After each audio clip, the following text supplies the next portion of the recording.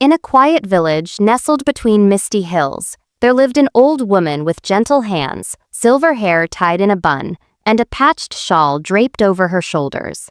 She lived alone in a crooked cottage with ivy-covered walls and a garden that bloomed, even in late autumn. Though poor, she shared whatever she had: her herbs for the sick, her bread with the hungry, and her time with children who needed stories.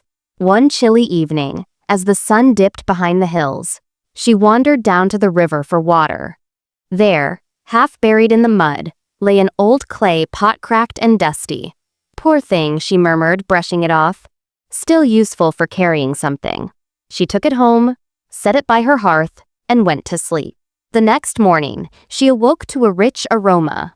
Warm soup bubbled in the pot, though she hadn't lit a fire or placed anything in it.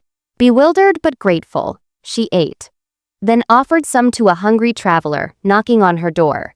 That night, the pot filled again, this time with soft bread and steaming tea. Day after day, the pot continued its miracles. It never overflowed, but it always had enough. Word spread quickly through the village. A wealthy merchant tried to buy the pot with a bag of silver. "No," she replied, "it isn't for sale." Another neighbor, bitter with envy, crept into her home and tried to steal it at night. But the next morning, he found the pot empty and cracked, no matter how many ingredients he poured into it. Frustrated, he returned it to her doorstep. She forgave him with a smile. "It only gives when the heart is giving," she said softly. More villagers came not for soup or bread, but to help tend her garden, repair her roof, or simply sit and listen to her tales.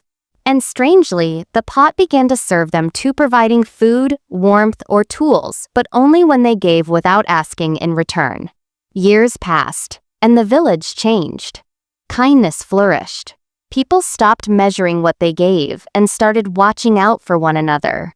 The pot, now adorned with hand-painted flowers and set on a velvet cloth, stood not as a treasure of riches, but as a reminder.